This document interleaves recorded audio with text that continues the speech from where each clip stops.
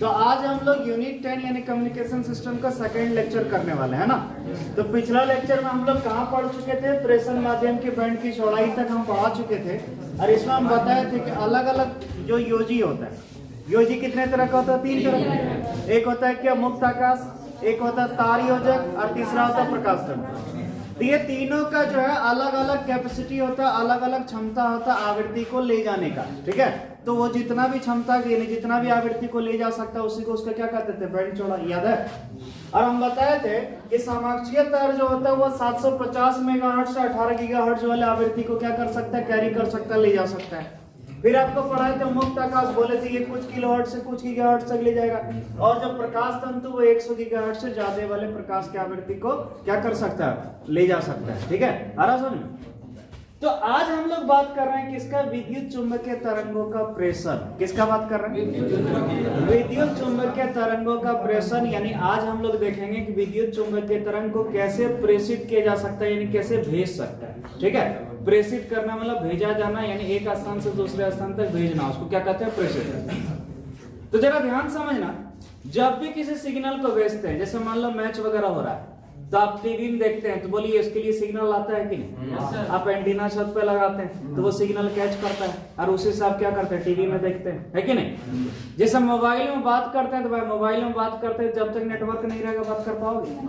यानी सिंपल सा नेटवर्क आ रहा है, यानी सिग्नल आ रहा है कि नहीं? तो कोई भी सिग्नल या संकेत को कैसे भेज सकते हैं, उसी चीज को कहते हैं उसका प्रेषण। और याद रखिएगा, संदेश को या संकेत को भेजने के लिए 3 तरीका अपनाया जाता है। कितना तरीका? 3 तरीका। पहला जो तरीका है उसका नाम है भू तरंग या पृष्ठीय तरंग संचरण। क्या नाम है? भू तरंग या पृष्ठीय तरंग संचरण। दूसरा जो है उसका नाम है आकाश तरंग संचरण, और तीसरा है अंतरिक्ष तरंग संचरण। कितना? याद रखिए, क्वेश्चन अगर ऐसा आ जाए कि विद्युत चुंबकीय तरंगों का प्रेषण कितनी विधि द्वारा किया जा सकता है, क्या बोलोगे? कितने विधि? सबसे पहला जो उसका नाम है भू तरंग या पृष्ठीय तरंग संचरण, दूसरा जो आकाश तरंग संचरण, और तीसरा है अंतरिक्ष तरंग संचरण। अब ये क्या क्या होता है जरा समझिए, एकदम आसान सा चीज है, तुरंत क्लियर हो जाएगा, ठीक है। तो जरा समझना ध्यान से। मान लो बाबू ये क्या है? पृथ्वी है। ये क्या है? पृथ्वी। इमेजिन करो ये क्या है? पृथ्वी। पृथ्वी तो एक्चुअली गोल ही मान। अब जरा समझना ध्यान से, मान लो यहाँ पर ये क्या है? टावर। ये क्या है? टावर। एक टावर है, और यहाँ पर एक ये भी एक क्या है? टावर, ठीक है। अब ये जो टावर है ये सिग्नल को भेजता है, और ये मान लो ग्राउंड करता है। तो ये जो होता है इसको कहते हैं ट्रांसमीटर एंटीना, इसको कहते हैं रिसीवर एंटीना। क्या कहते हैं? ट्रांसमीटर एंटीना, रिसीवर एंटीना, जिसको हिंदी में कहते हैं प्रेषी एंटीना और ग्राही एंटीना। क्या बोलते हैं? प्रेषी एंटीना और, याद रखना, प्रेषी एंटीना और ग्राही एंटीना। अब जरा समझते ध्यान से, आखिर क्या होता है प्रेषी एंटीना और क्या होता है ग्राही एंटीना। तो प्रेषी एंटीना जो संकेत को भेजे उसको कहते हैं प्रेषी एंटीना, और जो संकेत को प्राप्त करता है उसको कहते हैं ग्राही एंटीना। क्लियर है? जैसे मान लो हम लोग जो घर के ऊपर छत पर जो एंटीना लगाते हैं डीटीएच वगैरह, वो है ग्राही एंटीना। कौन है? ग्राही। और जो सिग्नल भेज रहा है उसको क्या कहते हैं? प्रेषी एंटीना। आ रहा समझ में? तो होगा क्या, यहाँ से जब संकेत को भेजा जाता है, इमेजिन करो यहाँ से हम क्या किए? संकेत को भेजे, और ये संकेत इस तरह करके गए। कैसे गया? ऐसे। यानी जिस तरह पृथ्वी, जिस तरह इसका वक्र है उसी तरह वक्र में मुड़ते हुए गया कि गया? ऐसा नहीं लग रहा है पृथ्वी के सतह जो है इसको बोल रहा है कि सुनो ना, हम जैसे हैं वैसे ही तुम चलो। क्या बोल रहा है?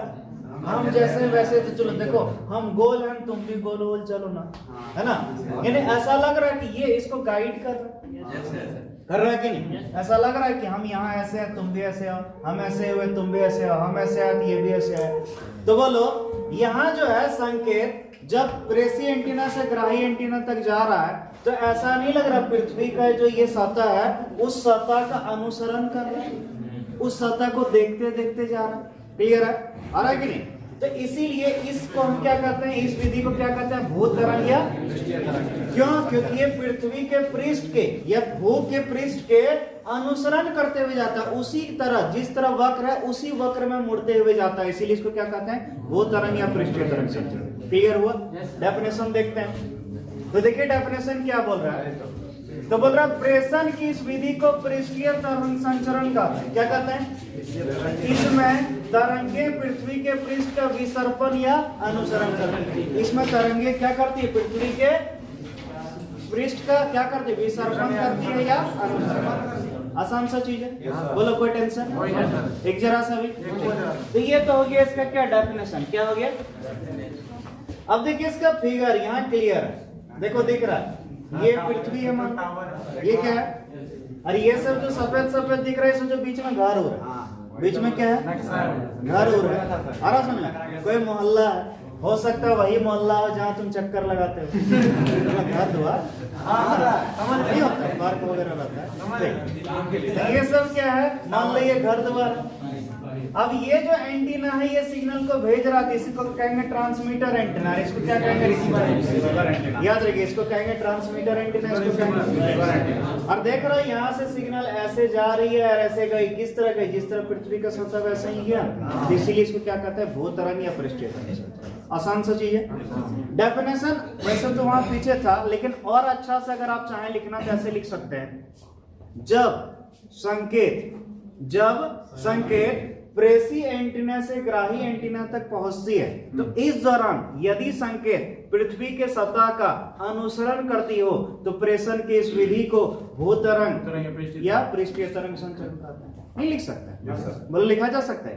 ठीक, अब स्पेशल पॉइंट का बात कर रहे हैं, कुछ स्पेशल पॉइंट वैसे छोड़ देना है, कोई काम का नहीं है। डायरेक्ट क्वेश्चन आएगा, 2 नंबर या 3 नंबर पूछेगा कि विद्युत चुंबकीय तरंगों का प्रेषण की विधि की व्याख्या करें, तो आप तीनों नाम लिख करके तीनों का सिर्फ डेफिनेशन लिख के सिर्फ फिगर बना देना। क्लियर है? तो इसी में हो जाएगा, लेकिन फिर भी आपको हम बता देते हैं इसका स्पेशल पॉइंट, वैसे कोई जरूरत नहीं है, लेकिन फिर भी। तो बोल रहे हैं भूतरंग संचरण पृथ्वी के विद्युतीय गुण से प्रभावित होती है। पृथ्वी के तो बोलिएगा सर विद्युतीय गुण कैसे प्रभावित हो रहा है? तो समझो जरा ध्यान से। अच्छा बताओ, जैसे पृथ्वी का सतह, बताना क्या पूरे सतह पर हर जगह क्या एक ही तरह का पदार्थ होगा? हो सकता है कहीं क्या जमीन हो, तो कहीं हो सकता पानी हो, कहीं हो सकता बालू हो, खाली हो कि नहीं? होगा कि नहीं? तो जैसे मान लो समुद्र, जैसे समुद्र है मान लो, तो समुद्र वाला जो सतह है वहां तो सिर्फ पानी है, पानी। रेगिस्तान चल जाओ, वहां सिर्फ बालू ही बालू है कि नहीं? झारखंड तरफ आ जाओ, पहाड़े पत्थर खाली मिलेगा, है ना? झारखंड में खाली जिधर देखो खाली पहाड़े पत्थर, कोई देखने लायक चीज बढ़िया नहीं। बिहार में तुम्हारा एकदम सॉलिड दिखेगा, यहाँ दिखेगा एकदम पूरे सीधे दिखेगा, होता कि एकदम समतल दिखेगा। बात कर रहे हैं हम लोग स्पेशल पॉइंट का, किसका बात कर रहे हैं? तो देखिए पहला क्या बोल रहा भूतरंग संचरण पृथ्वी के विद्युतीय गुण से प्रभावित होती है। कौन गुण से? और बोल रहा है यहाँ बालू पानी की तुलना में ज्यादा ऊर्जा अवशोषित करती है। क्या करती है? बालू पानी के तुलना में ज्यादा ऊर्जा क्या करेगा? अब जरा समझना है कैसे, ध्यान से देखो। बताओ ये जो तरंग जा रहा, बताओ पृथ्वी के सतह पर ही जा रहा है कि नहीं जा रहा? अगर मान लो ये बालू, मान लो रेगिस्तान में जा रहा है, कहाँ जा रहा है? रेगिस्तान। तो बालू क्या है? कुछ अलग। बालू क्या है? कुछ अलग। तो जब इसमें जाएगा तो इसका ऊर्जा को वो क्या कर लेता है? कुछ सोख लेता है। क्या कर लेता है? इसलिए वो ज्यादा दूर तक जा। लेकिन यही समुद्र है मान लो, या बहुत बड़ा झील है, और वहां पर हम सिग्नल को भेज रहे हैं। बोलो यहाँ सतह पर क्या मिलेगा? पानी। और पानी होता है चालक। पानी क्या होता है? बोलो पानी में करंट चलता है कि नहीं? तो पानी होता है चालक, इसीलिए याद रखिए वो ज्यादा ऊर्जा का अवशोषित, वो चालक अवशोषित करता है, चालक अवशोषित। तो इसीलिए बोल रहा है क्या, बालू पानी की तुलना में ज्यादा ऊर्जा क्या करती है? अवशोषित करती है। बुझे? तो इसीलिए बताओ ये तरीका ज्यादा बढ़िया कहाँ रहेगा? रेगिस्तानी इलाका में या समुद्री इलाका? समुद्री इलाका में। क्यों? ज्यादा इसका ऊर्जा लेगा नहीं, इसलिए ज्यादा दूर तक जा पाएगा, आराम से जा पाएगा। क्लियर है? और 2 नंबर बोल रहा है इसका परास, बोल रहा है इसकी परास प्रेषण की शक्ति तथा आवृत्ति पर निर्भर करती है। परास मतलब समझते हैं रेंज, परास मतलब यानी ये कितना दूर जाएगा, ये कितना दूर, उसको कहते हैं इसका परास। क्या कहते हैं? तो याद रखिए इसका जो परास है यानी ये कितना दूरी तय करेगा, वो डिपेंड करेगा कितना शक्ति से भेजे, कितना आ रहा समझ में, और कितना आवृत्ति से भेजें। अगर आवृत्ति ज्यादा होगा और शक्ति ज्यादा होगा तो वो ज्यादा दूर चलेगा, आवृत्ति कम शक्ति भी कम तो डेफिनेटली कम दूर चलेगा। सिंपल सा, आ रहा समझ में? बोल रहा है ये निम्न आवृत्ति वाले तरंगों के लिए उचित होती है। किसके लिए? याद रखिए ये जो है किसके लिए उचित होगा? याद रखना, भूतरंग संचरण निम्न आवृत्ति वाले के लिए उचित होता है। तो बोलिएगा सर निम्न आवृत्ति कितना? निम्न आवृत्ति 30 किलोहर्ट्ज से 300 किलोहर्ट्ज। याद रखिए 30 किलोहर्ट्ज से 300 किलोहर्ट्ज अगर रहेगा फ्रीक्वेंसी, तो याद रखिए इसके लिए कौन विधि अपनाना चाहिए? भूतरंगीय। तो वही बोल रहा है यहाँ, क्लियर है? उसके बाद बोल रहा है इससे कम आवृत्ति, इससे कम आवृत्ति संकेत को 1500 किलोमीटर तक प्रेषित की जा सकती है। यानी निम्न आवृत्ति, कम आवृत्ति वाला निम्न आवृत्ति वाले संकेत को कितना दूर तक भेज सकते हैं? 1500 किलोमीटर। 1500 किलोमीटर यानी यहाँ से दिल्ली भेज दो, ठीक है? यहाँ से क्या कहते हैं, मान लो ज्यादा से ज्यादा कहाँ चल गए? दिल्ली चल गए, या फिर थोड़ा बहुत नहीं, कलकत्ता तो आराम से चल जाए, कलकत्ता 300 किलोमीटर मतलब वगैरह वगैरह। लेकिन यहाँ से आप चाहोगे चेन्नई भेजने तो मुश्किल हो जाएगा, क्यों? बहुत दूर है। समझ में आया कि क्लियर है? तो बुझ चुके होंगे कि इससे ज्यादा से ज्यादा कितना किलोमीटर तक भेज सकते हैं। अब सोचो अमेरिका वाला फिल्म देख ले तो यहाँ क्यों, वहां से आता है चैनल वाला, बहुत सारा चैनल अमेरिकन होता है, क्या यहाँ देख पाइएगा? इससे अमेरिका यहाँ से लगा 5000 किलोमीटर, क्या इससे भेज पाओगे? यह वातावरण की स्थिति पर निर्भर नहीं करती। यह वातावरण की स्थिति पर निर्भर यानी ये डिपेंड नहीं करता है कि बादल है या वर्षा हो रही है या गर्मी है या ठंडी है या धुंध है, इससे कोई प्रभाव नहीं। ऐसा नहीं कि भाई जैसे तुम लोग नहीं करता है, सर आज जो है सर दिखाई नहीं दे रहा था सर, तो रजाइए में रह गए क्लास में। बोलो वातावरण की स्थिति पर तुम लोग निर्भर किया कि नहीं? लेकिन ये नहीं बोलता हम जाओ की दिक्कत बुझा? क्लियर है? तो याद रखिए वातावरण की स्थिति पर निर्भर। समझे तो बहुत बढ़िया, नहीं समझे तो क्लियर है? वैसे भी तुमको सिर्फ डेफिनेशन याद रखना, फिगर ये सब उतना कोई जरूरत नहीं। अभी गजब, ठीक है? क्या पहले एंटीना में प्रॉब्लम होता था? हाँ, तो पहले जो एंटीना में होता था वो होता था अनुरूप संकेत भेजा जाता, आजकल डिजिटल भेजते। इसीलिए उस समय घर घर आता था, अभी घर घर आता नहीं है। उस समय घर घर आता था, अभी घर घर आता नहीं है कि नहीं? चलिए इधर देखिए, अब इधर देखिए हम लोग का हेडिंग है आकाश तरंग संचरण। कौन तरंग? और सबसे पहला जो है तुम लोग हमरा पढ़ाने की जगह कुछ दूसरे ज्यादा कब कर रहे हैं बाबू, इससे क्या फायदा? इससे बढ़िया मत आओ, क्या ज्यादा बढ़िया रहेगा। अगर हमरे पढ़ाने से ज्यादा दूसरे चीज में ही खाली गप करना तो फिर बाहर में कीजिए, बहुत धूप भी लगेगा। चलिए देखते हैं आकाश तरंग संचरण। कौन तरंग? आकाश तरंग संचरण। तो नाम से क्लियर है आकाश तरंग संचरण। आकाश किसको कहते हैं? नीचे या ऊपर? वो आकाश क्या है? तो इसको आकाश तरंग संचरण क्यों कहते हैं सुनिए, क्योंकि यहाँ पर जो तरंग है वो आकाश के तरफ से भेजा जाता है, आसमान के तरफ से भेजा जाता है, इसीलिए इसको क्या कहते हैं? आकाश तरंग। अब ऐसा कैसे होता है उस चीज को समझिए। सबसे पहले बताइए, हवा जो है, जो हम लोग के पृथ्वी के चारों जो हवा का परत है उसको कहते हैं वायुमंडल, तो जानते होंगे। और वायुमंडल का कितना परत होता है? 5 परत होता है, याद है? सबसे नीचे वाला क्षोभ मंडल है ना, संताप मंडल, आयन मंडल वगैरह वगैरह पढ़ेंगे। तो जो भी हमको उससे मतलब, लेकिन उसमें एक आयन मंडल होता है। कौन मंडल होता है? तो आयन मंडल उसको क्यों बोला गया समझिए। आयन मतलब क्या होता है, ध्यान से देखो। जैसे मान लीजिए कोई परमाणु है, इस परमाणु से अगर इलेक्ट्रॉन निकाल लेते हैं तो इस पर क्या आ जाता है? प्लस। तो ये एक आयन में बदल गया। किस में बदल गया? यानी सिंपल सा आयन का मतलब जब कोई चार्ज रहता है कोई चीज तो उसको कहते हैं आयन। क्या कहते हैं? आयन। तो जनरली हम लोग जो है, हम लोग सबसे निचली परत में, तो यहाँ पर जो हवा है उसका कण जो है वो अभी चार्ज नहीं है। लेकिन आयन मंडल जो है वहां पर क्या है, हवा का अणु जो है वो सब चार्ज है। हवा का जितना भी अणु वो सब क्या है? चार्ज है। इसीलिए वहां आयन पाए जाते हैं, इसीलिए इसको क्या कहते हैं? आयन मंडल।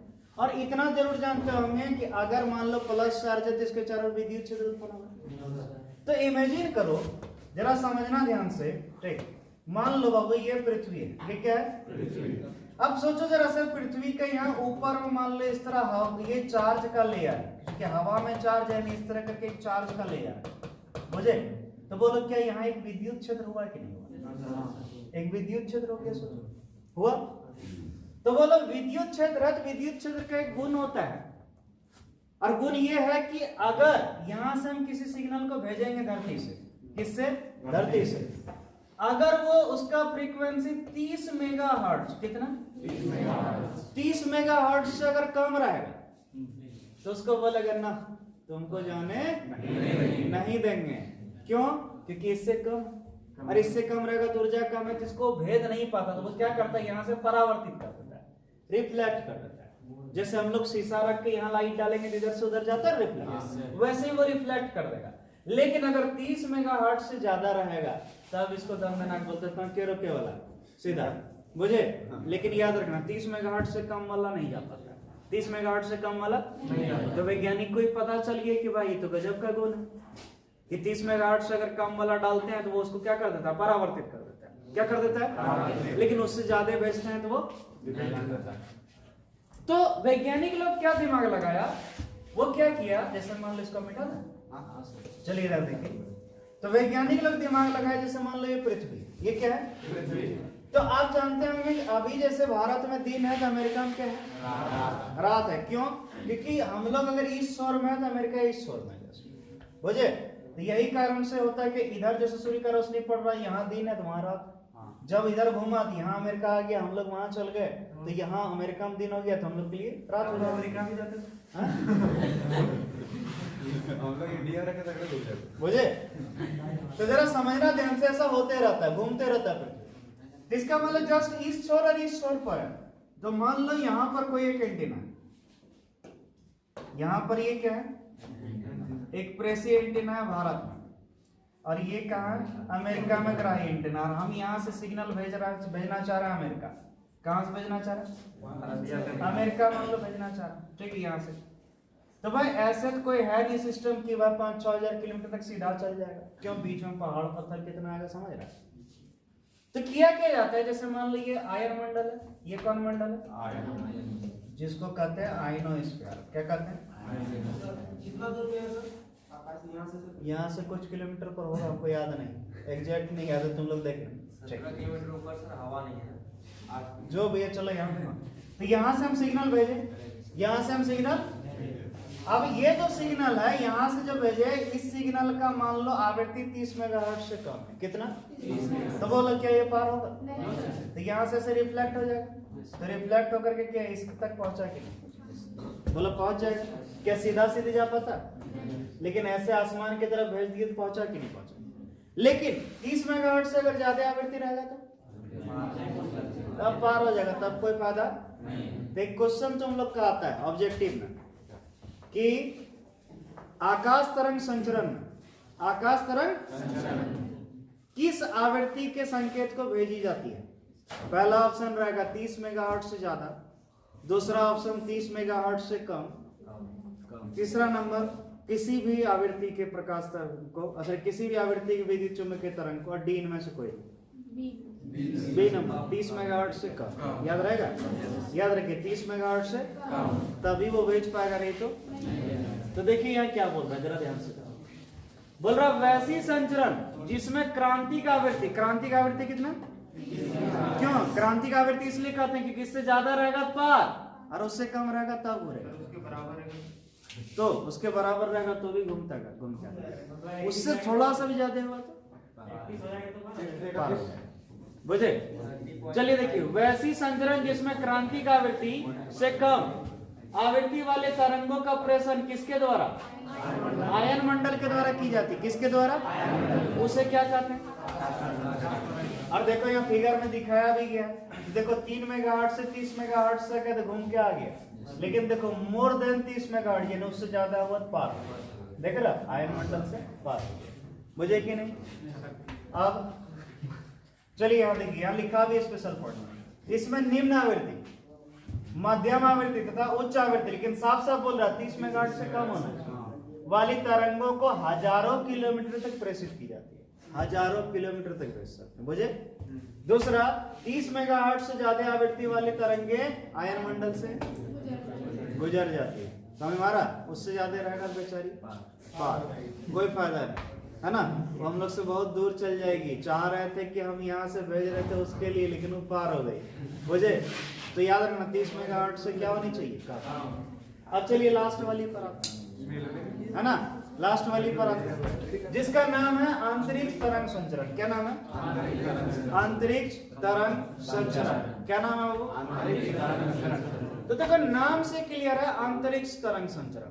अंतरिक्ष तरंग मतलब समझ रहा है क्या? जो अंतरिक्ष के द्वारा भेजे जाए, है ना। तो अंतरिक्ष किसको कहते हैं? आसमान से भी पार, आसमान से भी, है ना।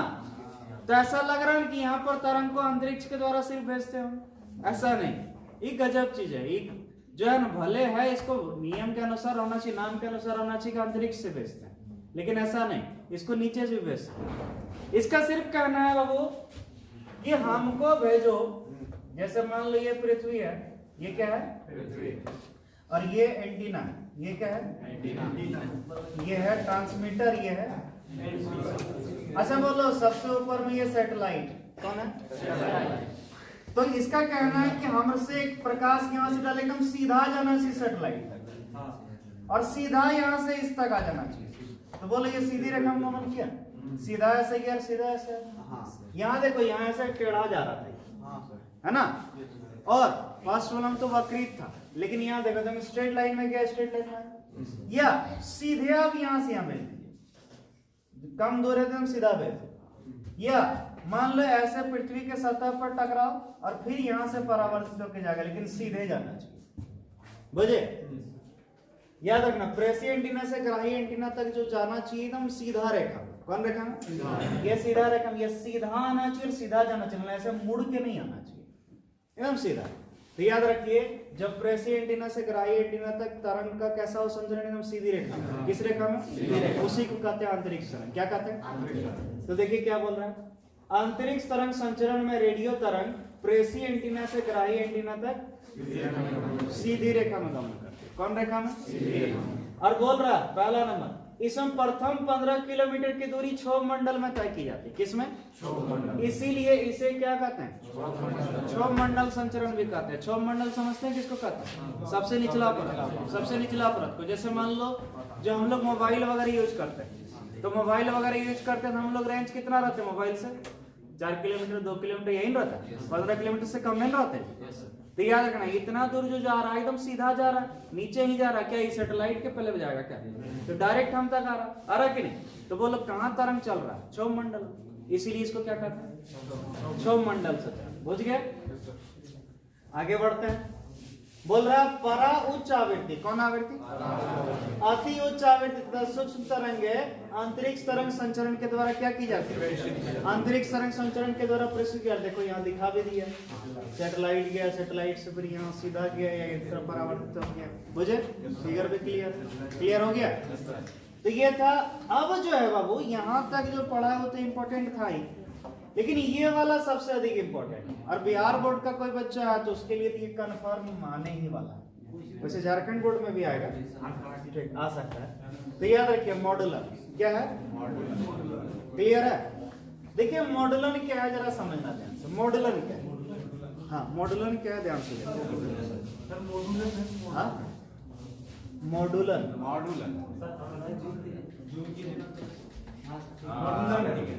ठीक है। क्या है ये मॉडुलन?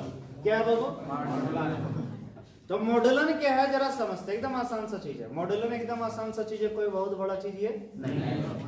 कैसे करेगा? कैसे करेगा? कैसे करेगा? गजब बात है। तुम लोग का कुछ बोल रहा है मेरे और उसके कुछ बात यही सब करता है।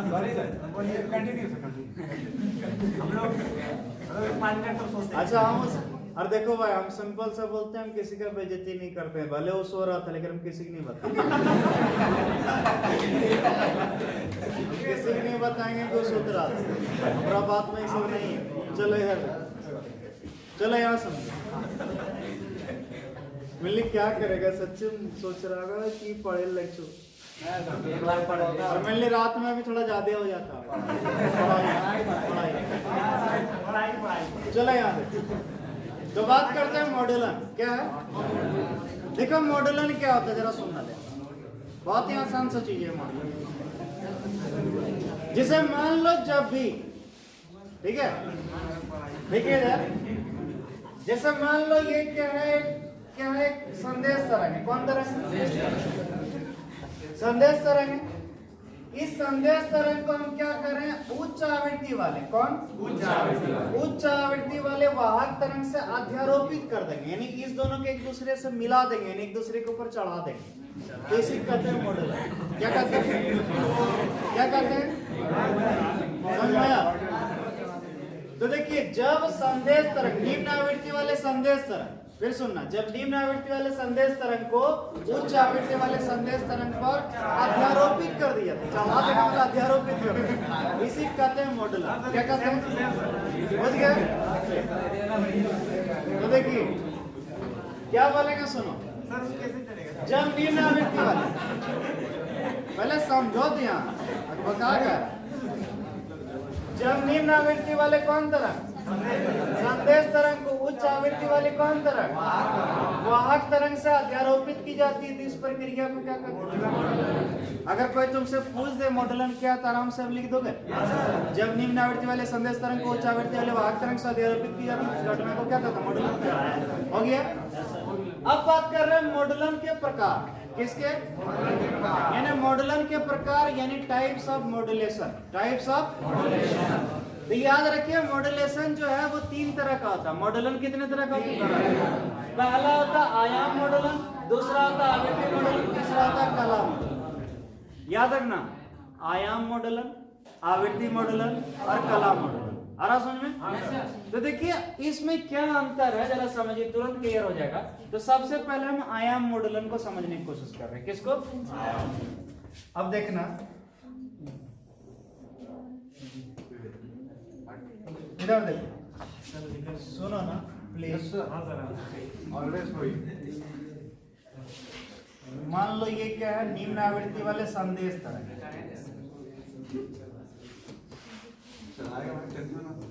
कौन तरंग? और ये जो है उच्च आवृत्ति वाले क्या है?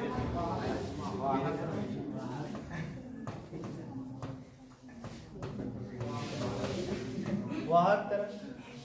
क्या कर दिए इस दोनों को? अध्यारोपित कर दिए। अध्यारोपित करने के बाद अगर आपको ऐसे मिल जाए, अगर आपको ऐसे मिले, ध्यान से देखो,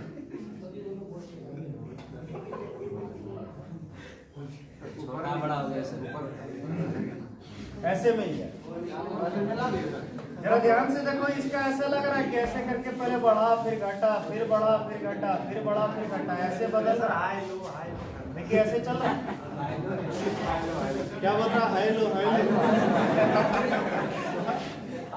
हाँ हेलो हेलो हेलो, क्या?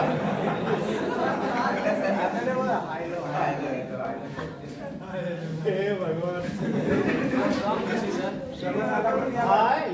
हाय लो ना, चलो समझ तुम लोग का दिल का जो अरमान है तो वो समझ में आ रहा है,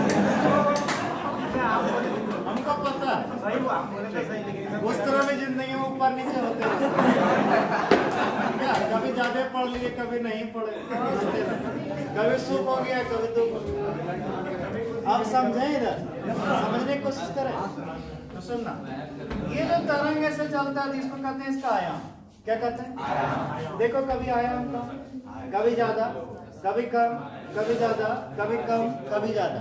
तो बोलो आयाम में परिवर्तन हो रहा है क्या? हो रहा।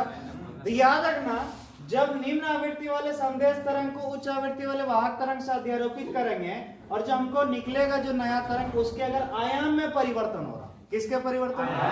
तो याद रखिए इसी कहते हैं आयाम मॉड्यूलन। क्या कहते हैं? तो देखिए क्या बोल रहा है, वैसी मॉड्यूलन। क्या बोल रहा है? जिसमें निम्न आवृत्ति वाले संदेश तरंग को उच्च आवृत्ति वाली वाहक तरंग से अध्यारोपित करना, ठीक है, अध्यारोपित की जाती है तथा इस प्रक्रिया में सिर्फ इसके इसमें परिवर्तन होता है, तो उसे क्या कहते हैं? आयाम मॉड्यूलन। कौन मॉड्यूलन? और याद रखिएगा ये सबसे घटिया तरह का मॉड्यूलन होता है, ठीक है। ये सबसे देखे होंगे पहले वाला जो रेडियो रहता था विविध भारती वगैरह जो सुनता था आदमी, ठीक है, उसको कहते थे एएम रेडियो। क्या कहते थे? एएम मतलब एम्पलीट्यूड मॉड्यूलेशन, यानी आयाम मॉड्यूलेशन। और उसमें देखना कभी आवाज हो जाता था ज्यादा, कभी हो जाता था कम। अपने होता था कि नहीं? तो ये क्यों होता था समझ में आ रहा? ज्यादा कम, ज्यादा कम, ऐसे हो जाता। ये हेलो हेलो करता वो डिस्प्ले नहीं करता उसमें नहीं करता। हाँ तो ऐसे ऐसे करता था, वो ऐसे ही करता। बुझ गया क्या? अच्छा वो तो हार्ट रेट वाला है।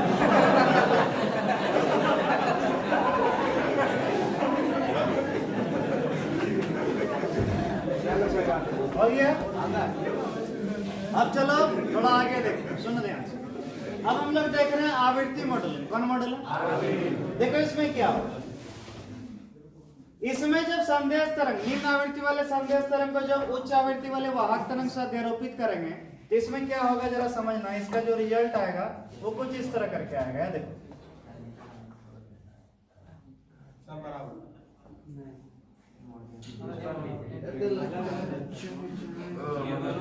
देखो कभी नहीं लग रहा सटा हटा सटा हटा, देख रहा?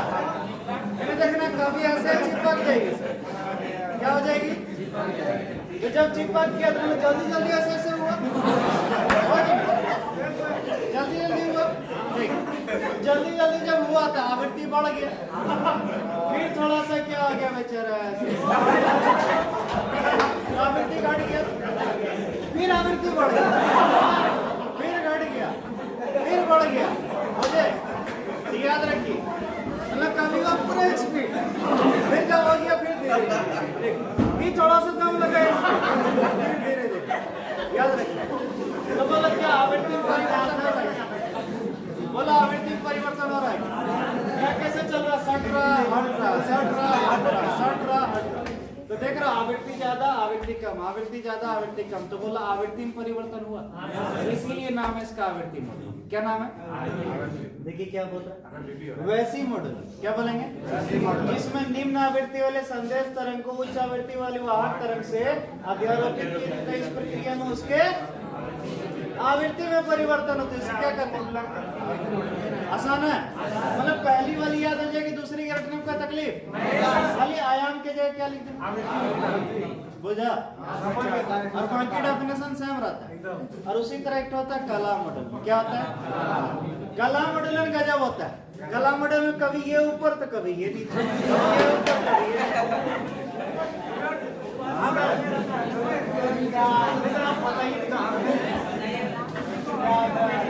ये भगवान जब इसमें चलेगा ना, इसका फिगर नहीं बनता है लेकिन समझो चलेगा। ठीक, जैसे मान लो कभी ये ऊपर था ये नीचे था, कभी ये ऊपर था, फिर क्या हो जाएगा? ये ऊपर वो नीचे। ठीक है, जैसे इमेजिन कीजिए ऊपर अभी संदेश तरंग, नीचे वाहक, थोड़ा देर रहा, फिर ये पलट गया। कला में परिवर्तन है। किसमें? कला किसको कहते हैं? सुनिए सुनो, ये जो है इस तरह पॉजिटिव है, ये जो नेगेटिव है, ये पॉजिटिव है, इसको बोलते हैं पॉजिटिव है, इसको बोलते हैं नेगेटिव। सुनेगा पलंग, इसको बोलते हैं पॉजिटिव फेज, इसको बोलते हैं नेगेटिव फेज, यानी धनात्मक कला, ऋणात्मक कला। तो होगा क्या? कभी ये धनात्मक में चलेगा तो कभी ये ऋणात्मक, इसीलिए कभी ये ऊपर तो कभी कभी वो ऊपर तो कभी ये ऐसे चलते हैं। मुझे हटा सटा दूसरे आपको एक एक कैसे हो जाएगा? अलग अलग चीज कैसे हो जाएगा? चलो इधर देखो। हाँ जान हम थोड़ा रोकेंगे, सुनिए ध्यान से। बोल रहा है वैसी मॉडल, सुनो ना प्लीज प्लीज। वैसी मॉडल है जिसमें निम्न आवृत्ति वाले संदेश तरंग को उच्च आवृत्ति वाले वाहक तरंग से अध्यारोपित की जाती है तथा इस प्रक्रिया में उसके आ रहा समझ में? तीनों डेफिनेशन सेम, खाली क्या चेंज हो रहा है? यहाँ देखो, यहाँ क्या था? आयाम की जगह आवृत्ति है, यहाँ हो जाए कि समझे? बोलो क्लियर हुआ? हुआ? आप जैसे बोलते हैं तो सब आ रहा समझ में? चलिए अब इधर अब बात करते हैं मॉड्यूलन की आवश्यकता। किसकी आवश्यकता? आखिर जो है मॉड्यूलन की आवश्यकता क्यों पड़ा, आखिर हमको क्यों जरूरी पड़ा कि हम संदेश तरंग को निम्न आवृत्ति वाले संदेश तरंग को उच्च आवृत्ति वाले वाहक तरंग से चढ़ाए, आखिर जरूरी क्यों पड़ा? ठीक है, तो जरूरी क्यों पड़ा इसको समझना चाहते हो? तैयार हो? एग्जाम्पल लें। मान लो, ठीक है, ये लड़का जो है, हाँ, मान लो ये लड़का है, इसकी साली जो है कहीं बाहर में पढ़ती थी। इसकी साली कहाँ पढ़ती थी? बाहर में पढ़ती थी। अब लॉकडाउन, सुनो पहले हमारा बात है।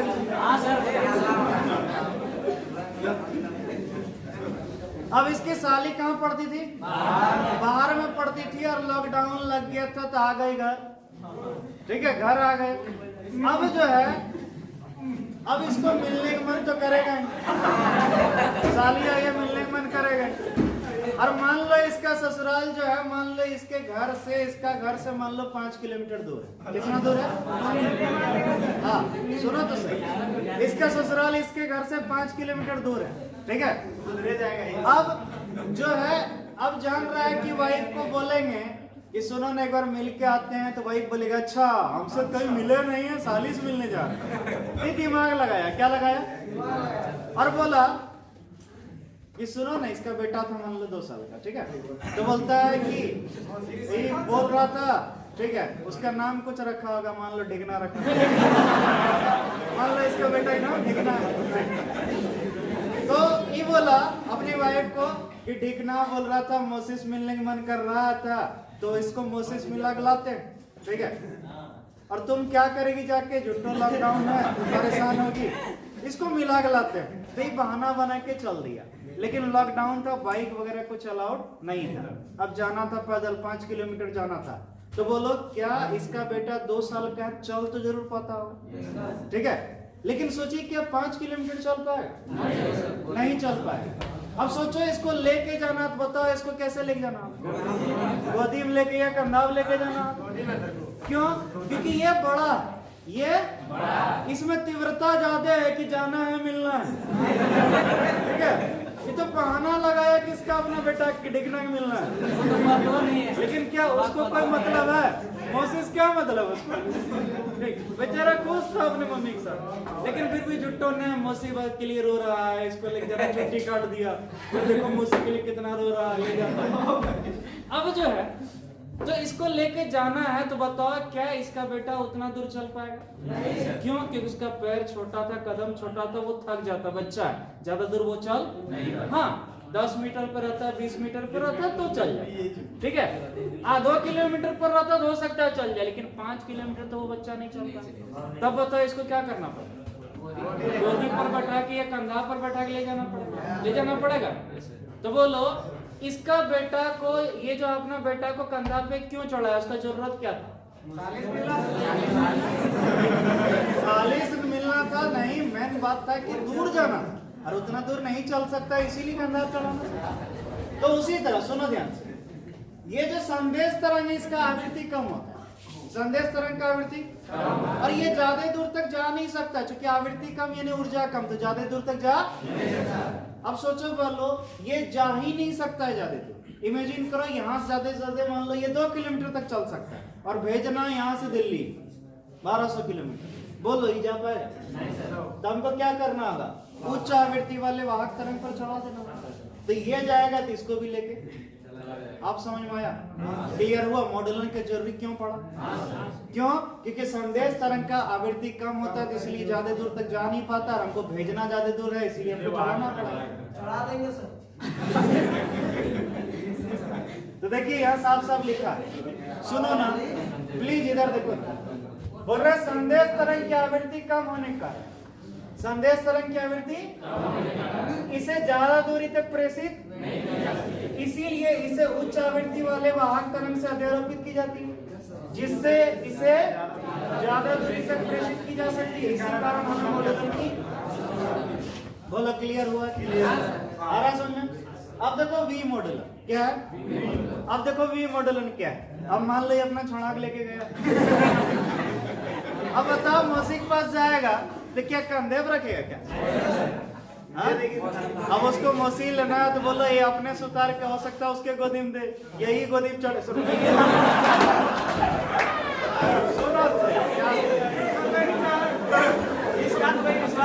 इसका अपने बेटे गोदी से उतार के नीचे भी रख सकता है, नानी को दे सकता है, कुछ भी कर सकता है। क्लियर है? तो सोचो जरा, अरे सुनो तो सही, तो बोलो क्या उसको फिर से अलग करना पड़ा कि नहीं? तो ये हुआ वाहक तरंग, ये क्या हुआ? और वो जो था वो क्या था? संदेश तरंग। कौन था? तो बोलो संदेश तरंग को फिर से वाहक तरंग से अलग किए कि नहीं? तो इसी कहते हैं वी मॉडुलन, यानी चढ़ाना को कहते हैं मॉडुलन और अलग करना जब हटाना उसको कहते हैं वी मॉडुलन। सर इसका कोई विश्वास नहीं, इसका विश्वास नहीं सर, ये भी गोदी में बैठे। चलो यहाँ तक बोल रहे किसी मॉडुलित तरंग से, कौन तरंग से? संदेश तरंग तथा वाहक तरंग को अलग करने की प्रक्रिया को क्या कहते हैं? वी मॉडुलन कहते हैं। अगर कोई पूछ दे वी मॉडुलन क्या, क्लियर हो गया? अब है मॉडेम, क्या है? बहुत कोई बच्चे इसको मैडम पढ़ता है, मैडम नहीं है, मॉडेम। ये क्या है? मॉडेम। क्या नाम है? देखिए मॉडेम क्या है, एकदम आसान सा चीज। ये मॉडेम जो है MODEM, यही ना? MO का मतलब है मॉड्यूलेशन और DEM मतलब होता है डीमॉड्यूलेशन। बुझे? मॉड्यूलेशन प्लस डीमॉड्यूलेशन को कहते हैं मॉडेम। इन्हें वैसा युक्ति जो कि मॉडुलन भी कर सके और वी मॉडुलन भी कर सके, यानी जो तरंग को चढ़ा भी सके और अलग भी कर सके, उसी कहते हैं क्या? मॉडेम। क्या कहते हैं? हम लोग का जो मोबाइल है वो भी एक मॉडेम की तरह कार्य करता है। बोलो कैसे? हम लोग का मोबाइल में जो सिग्नल हम कैच करता है वो होता है कौन सिग्नल? वो होता है टेलीफोनिक सिग्नल। कौन सिग्नल? लेकिन हमको उससे इंटरनेट अलग करना होता है कि जो डाटा अलग करना होता है, तो वो क्या आ रहा? सिग्नल जो आ रहा है वो टेलीफोन से वाला सिग्नल में ही इंटरनेट वाला भी सिग्नल आ रहा है। तो इससे क्या किया? अलग किया, डीमॉड्यूलेशन किया। उसके फिर तुम कभी फोटो वगैरह अपलोड करते हो, फिर अपना डाटा तुमको भेजना है तो फिर से उसको चढ़ा के लेके जाएगा। बुझे? तो याद रखिएगा, इसीलिए हम लोग के मोबाइल में भी क्या लगा? मॉडेम।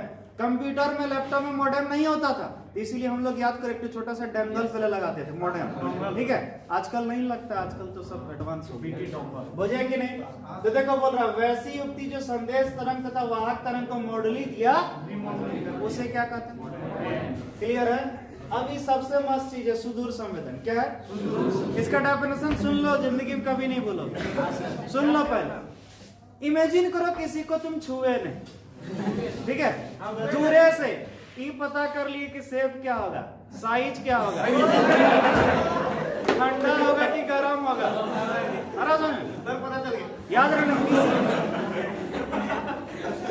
पहले सुनेगा हम लोग। सोचो किसी को छुए बिना, किसी के करीब गए बिना उसका आकृति, आकार, ठंडा है कि गर्म है, कैसे होगा, हर चीज पता कर ले, दूरेश पता कर ले, जिसका हम लोग कहते हैं दूरेश नाप लेना। बुझे? तो उसी कहते हैं सुदूर संवेदन। क्या कहते हैं? याद रखना, किसी के करीब गए बिना, किसी को छुए बिना उसका सब गुण अगर पता कर लो खाली देख के, तो याद रखना उसी कहते हैं क्या?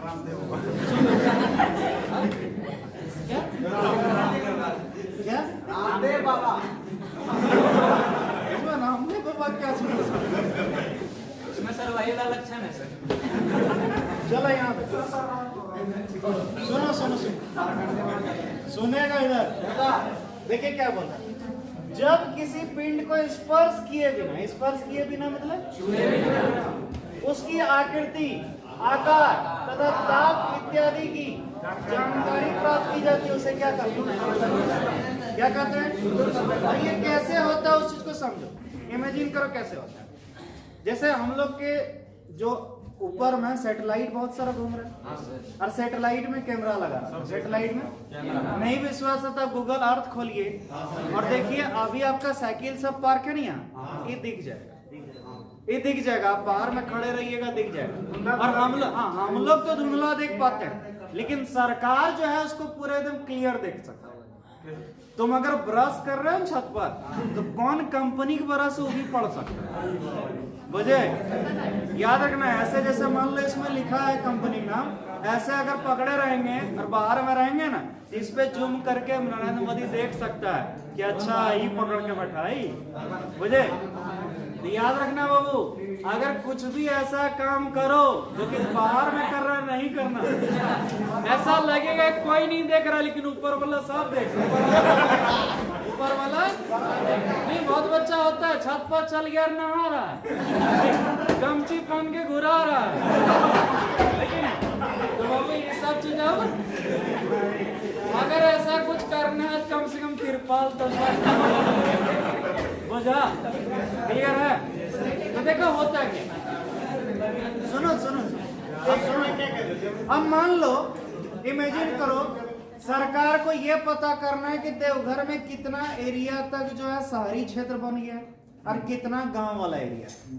तो शहरी क्षेत्र कैसे देख सकते हो, वो देखा सेटेलाइट से देखा कि यहाँ बहुत ज्यादा घर है, इसका मतलब शहरी क्षेत्र हो चुका है। और उधर क्या सिर्फ पहाड़े पत्थर दिख रहा है, हरा भरा दिख रहा, तो सोच लेगा वहाँ जंगली क्षेत्र। तो बोलो पता कर लिया दूर से।